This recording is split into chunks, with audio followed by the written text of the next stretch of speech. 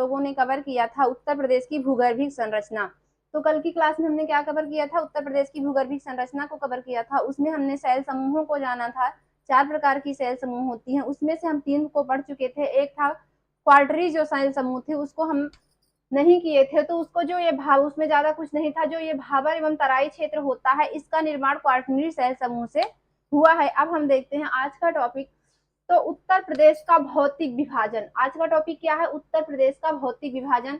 तो उत्तर प्रदेश का भौतिक विभाजन कैसे होता है, मतलब कि किसी भी भौतिक विभाजन का जो फिजिकल विभाजन, फिजिकल डिवीजन होता है, उसको किसी भी क्षेत्र का, ऐसे ही देख लेते हैं कि किसी भी क्षेत्र में जो पहाड़ी भाग होते हैं, पेड़ पर्वत पहाड़ मैदान जो क्षेत्र होते हैं, उनको उनका जो विभाजन किया जाता है, उनको अलग अलग क्षेत्रों में बांटा जाता है, उसी को क्या कहा जाता है, भौतिक विभाजन कहा जाता है।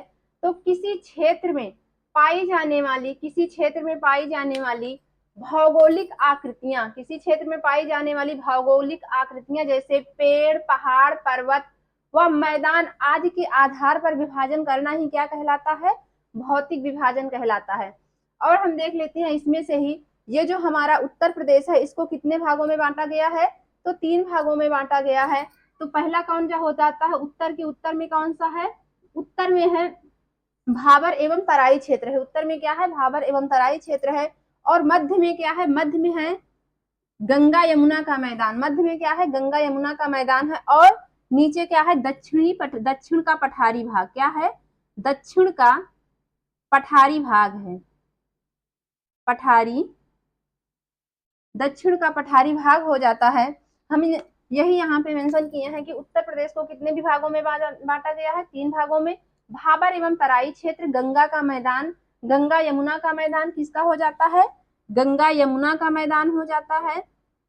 और दक्षिण का पठारी क्षेत्र हो जाता है। आता है भाबर का तराई क्षेत्र, सबसे पहले क्या आता है, भाबर का तराई क्षेत्र आता है। तो क्या हो जाता है, यूपी में कंकरीली पथरीली जो होती है मिट्टियां, मृदा को भाबर तराई और सादी महीन मिट्टी को क्या कहा जाता है, भाबर का तराई क्षेत्र कहते हैं।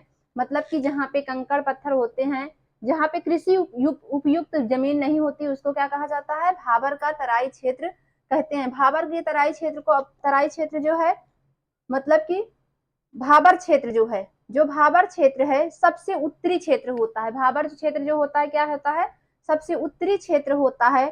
सहारनपुर से कुशीनगर पडरौना तक फैला है। ये कहाँ तक फैला है, सहारनपुर से कुशीनगर पडरौना तक फैला है। यह पश्चिम, और देख लेते हैं, यह पश्चिम में लगभग 34 से 35 किलोमीटर चौड़ा है। पश्चिम दिशा में कितना है, 34 से 35 किलोमीटर चौड़ा है।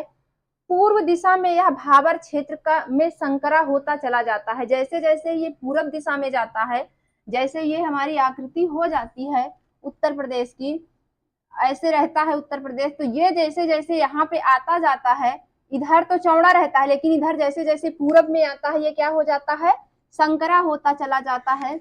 इसीलिए कहा जाता है कि भाबर क्षेत्र क्या होता है, 30-35 किलोमीटर क्या है, पश्चिम की साइड में क्या है, चौड़ा है। इधर क्या है, चौड़ा है, ये पश्चिम हो जाता है, इधर चौड़ा है, लेकिन जब इधर आते आते पूर्व की दिशा में संकरा हो जाता है।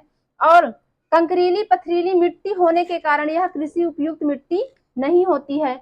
और इस क्षेत्र से, उधर इस क्षेत्र से जुड़े हुए कौन कौन से जिले हैं, तो सहारनपुर है, बिजनौर है, शाहजहांपुर है, लखीमपुर खीरी है, पीलीभीत है और कुशीनगर है। इतने जिलों में, इतने जिलों से सीमा क्या होता है, इतने जिले जो होते हैं भाबर के तराई क्षेत्र के अंतर्गत आते हैं। कौन कौन से आते हैं, सहारनपुर, बिजनौर, शाहजहांपुर, लखीमपुर खीरी और पीलीभीत कुशीनगर। अब हम देख लेते हैं भाबर तराई क्षेत्र के, तराई क्षेत्र को देख लेते हैं। ये कौन सा हो जाता है, भाबर क्षेत्र हो जाता है। अब हम देख लेते हैं तराई क्षेत्र को।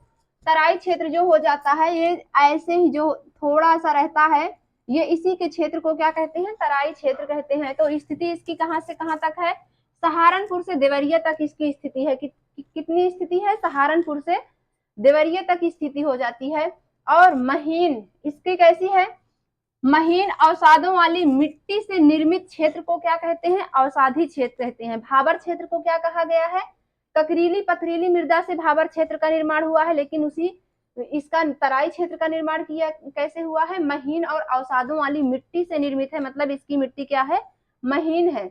और तराई क्षेत्र का अधिकांश भाग में क्या, साल, सेलम, तेंदू, हल्दू आदि के वृक्ष पाए जाते हैं, मतलब वृक्ष पाए जाते हैं। और यहाँ पे खेती होती है, यहाँ पे कृषि उपयुक्त जमीन नहीं है, लेकिन यहाँ पे क्या है, कृषि उपयुक्त जमीन है। क्या है, यहाँ पे धान और गन्ना की सबसे ज्यादा खेती की जाती है। और स्थिति देख लेते हैं इसकी। इसकी स्थिति मतलब तराई क्षेत्र के अंतर्गत कितने जिले आते हैं, तो क्या आता है, सहारनपुर, बिजनौर, बरेली, पीलीभीत, बहराइच, गोंडा, गोरखपुर, देवरिया, कुशीनगर, ये जिले होते हैं जो तराई क्षेत्र के अंदर आते हैं। और एक चीज विशेष ध्यान देने वाली है, जो शिवालिक की डुंडवा श्रृंखला है, जो शिवालिक पर्वत श्रेणी है, वो जो उसकी जो डुंडवा श्रृंखला है वह पूर्वी उत्तर प्रदेश के तराई क्षेत्र में स्थित है। वो कहाँ है, पूर्वी उत्तर प्रदेश के तराई क्षेत्र में स्थित है। मतलब ये पूर्वी उत्तर प्रदेश है, यहाँ के तराई क्षेत्र में स्थित है। और प्रदेश की ऊंचाई वाले क्षेत्र को, जो प्रदेश का ऊंचाई वाला क्षेत्र है उसको जलोढ़, मतलब कि ऊंचाई वाले क्षेत्र को जो जलोढ़ मिट्टी है उसको किसके नाम से जाना जाता है, राढ़ के नाम से जाना जाता है। किसके नाम से जाना जाता है, राढ़ के नाम से जाना जाता है, जाना जाता है।